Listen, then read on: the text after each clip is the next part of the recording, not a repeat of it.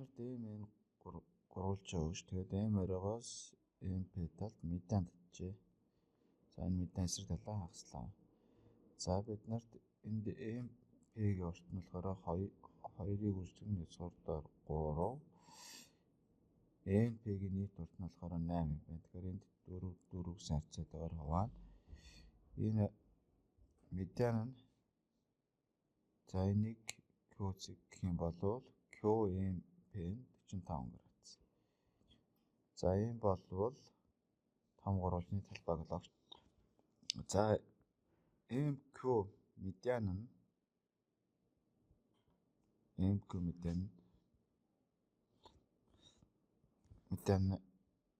MP гурвалжны талбайг 2 байна. Тэнцүү 2 хэсэгт байна гэсэн үг. За энийг 2 хуваах юм бол MQ гэсэн 2 гурвалжны талбайтай тэнцүү болно гэсэн үг.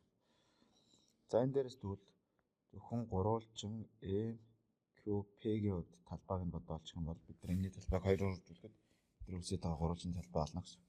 За энэ гурвалжны талбайгийн хувьд MQ медианыг хэдүүлээ X гэж. За X гээд энэ гурвалжны хувьд косинусын теорем бич.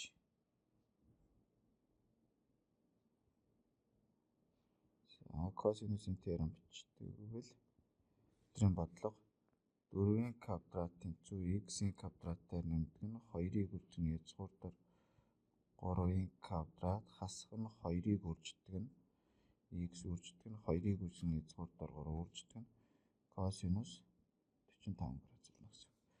За энэ тэнцүү 16 тэнцүү x-ийн квадратаар нэмдэг нь 4 12 хасах нь за косинус 45 гэдэг чинь биднэрт энэ гэдэг чинь 2-ны язгуурдаар 2 болно. Тэгэхээр энэ хоёрыг энэ хоёртой хороолцохоор 2-ыг үрждэг нь язгуурдаар 6 үрждэг нь x болно гэсэн.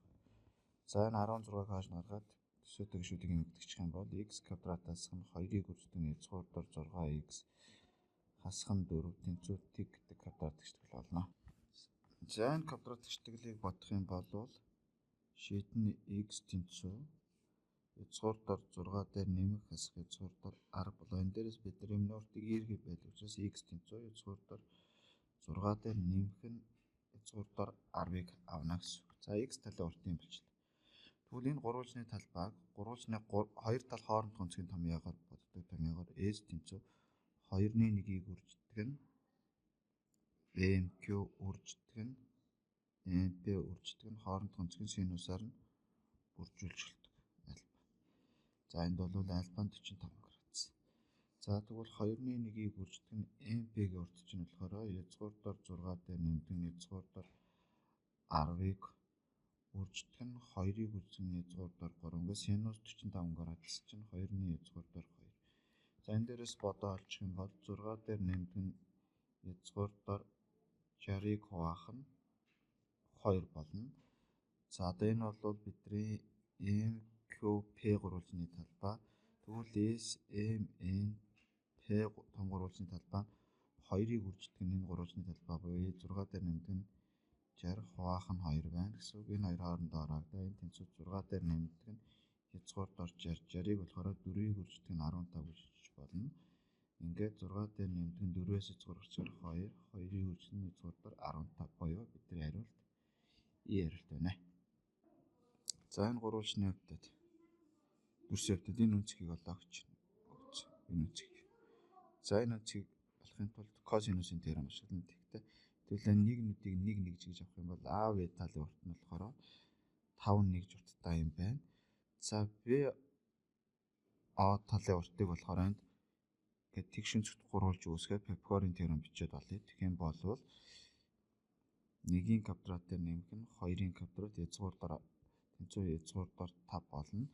Мөн энтэй ижилхэн АО ирчмийн уртыг олох юм бол бас тэгшин зүгт гурвалж үүсгээд олъё. Тэгвэл энд 3-ийн квадрат дээр нэмэх нь 1-ийн квадрат буюу язгуурдаар 10 болно гэсэн үг. За ингээд бидний АБО гурвалжны хувьд косинусын теорем бичээд косинус альфаг олох юм бол косинус альфа тэнцүү тэнцүү АВ-г юу хоёр хажуу талын квадратаас ОВ-гийн квадратаас хасах нь ОА-гийн нэмэх нь ОА-гийн квадрат хасах нь АВ-гийн квадрат хуваах нь 2-ыг үржигдэх нь ОВ үржигдэх нь ОА гэж болно гэсэн. За энд юу гэсэн үг вэ гэхээр АВ-гийн квадрат гэдэг бол ОВ-гийн квадраттай нэмдэг нь ОА-гийн квадрат. За хасах нь 2-ыг үржигдэх нь ОА үржигдэх нь ОВ үржигдэх нь косинус альфа гэдэг. За энэ дээрээс альфа болох юм бол ийм болно гэсэн үг. За ингээд косинус альфаын тэнцүү ОВ-гийн хувьд язгуур дор 5-ын квадрат нэмэх нь язгуур дор 10-ын квадратаас хасах нь 5-ын квадрат хуваах нь 2-ыг үржигдэх нь язгуур дор 5 үржигдэх нь язгуур дор 10 гэсэн. За энэ 5 дээр нэмэх нь 10 хасах нь 25 хуваах нь 2-ыг үржигдэх нь язгуур дор 50 гэсэн. За дээдлийнхыг эмэгтэйчээр хасах 10-ыг хуваах нь 2-ыг үржигдэх нь за язгуур дор 50 гэдгийг бид нэр 25-ыг үржигдэх нь 2 буюу 5-ыг үржигдэх нь язгуур дор 2 гэдэг энэ хоёрынтай орогцоор хасах 1-ийг хуваах нь язгуур дор 2 гэсэн. За бидний косинус альфа нь хасах 1-ийг хуваах нь язгуур дор 2 боллоо гэсэн. За бодорхойгоор эгэр арснаас чөлөөлчихье. Язгуур дор 2-оор үржүүлэх юм бол хасах 2-ны язгуур дор 2 болоод бидний хариулт С хариулт байна. За бид нарт адилаачууд гурвалж өгсөн юм байна.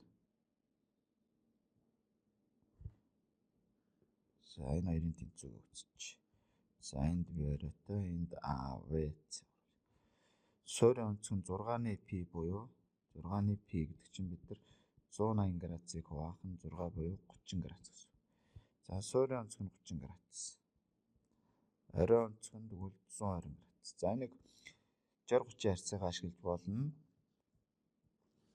Сүүлийн талын урт нь 8 хоёр тал хоорондох онцгийг ашиглаж байгаа бол S гурвалжны талбайн тэнцүү 2-ны 1-ийг үржигдэх нь VA-гийн урт үржигдэх нь VC-гийн урт. За энэ C шүү. Үржигдэх нь синус 120 градус болно хоорондох. Ингээ S гурвалжны талбай тэнцүү 2-ны 1-ийг үржигдэх нь 8 үржигдэх нь 8 үржигдэх нь за синус 120 градус чинь синус 60 градустай ажиллах буюу 2-ны язгуур дор 3 болно гэсэн. За энэ энэтэй ороод энэ хоёрыг хураачаар 8-ыг 4-д хураачаар 2 буюу энэ тэнцүү 16-г үржсэн язгуур дор 3 С хариулт. За энэ 28 дугаар бодлоготой ижилхэн бодогдох юм байна. За энэ бас ч гэсэн 28-тай ижилхэн бодогдох.